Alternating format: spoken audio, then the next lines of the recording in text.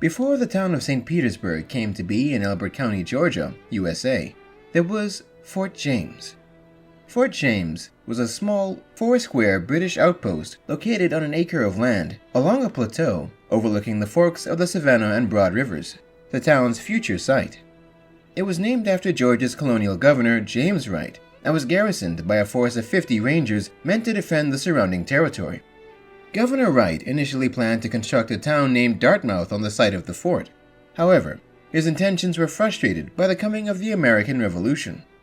After the Revolution, many Virginian and North Carolinian settlers came to the region.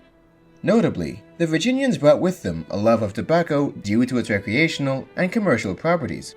The area's fertile lands were well adapted to its cultivation, and the plant quickly became the region's staple commodity. Among the arriving settlers was Dionysius Oliver, a Revolutionary War veteran who acquired several land grants for his service, one of which included the land between the forks of the Savannah and Broad Rivers. In 1786, he successfully petitioned to establish a tobacco inspection and storage warehouse on his property. The state agreed to Oliver's request, as most of the citizens in the Broad River Valley were already planting tobacco, and there was a dire need for warehouses to inspect the crops.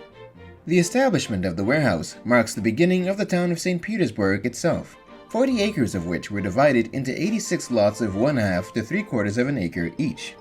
These became highly prized by the town's burgeoning population.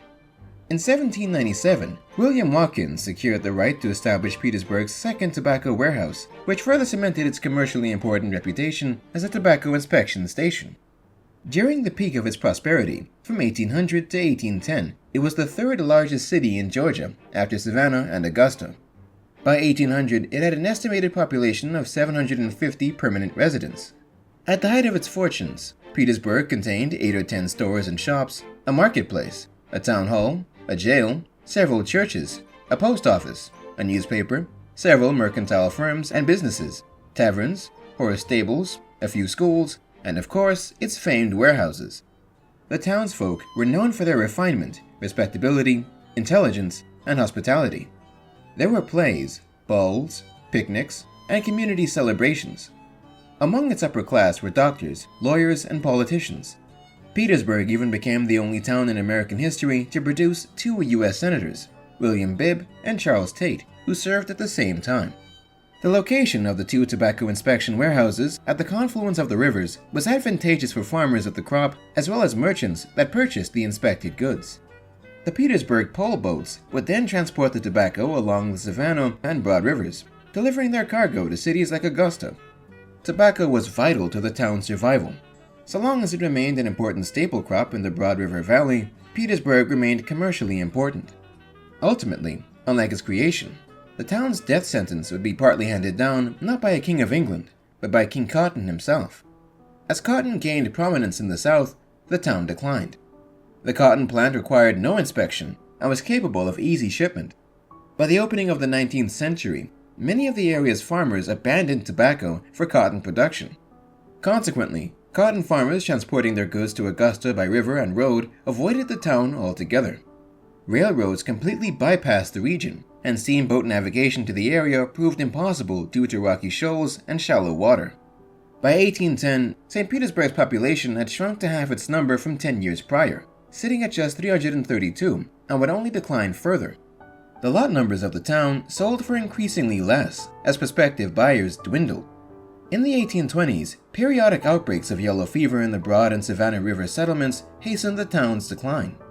Many of the original families moved on to the newly opened and fertile lands in western Georgia, Alabama, and Mississippi. With the departure of so many, the buildings deteriorated, and the area finally reverted to agricultural land. The last event of note occurred in the spring of 1865, when Confederate President Jefferson Davis and his cabinet, fleeing from federal troops, crossed the Savannah River just below the town. There, according to some accounts, they cast the golden seal of the Confederacy into the Savannah River.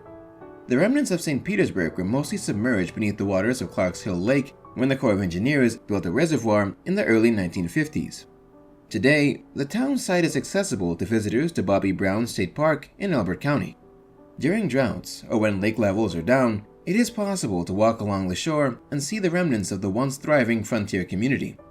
Parts of the ruins are left exposed, such as brick foundations, sunken walls, mounds of fallen chimneys, and numerous graves of the old cemetery.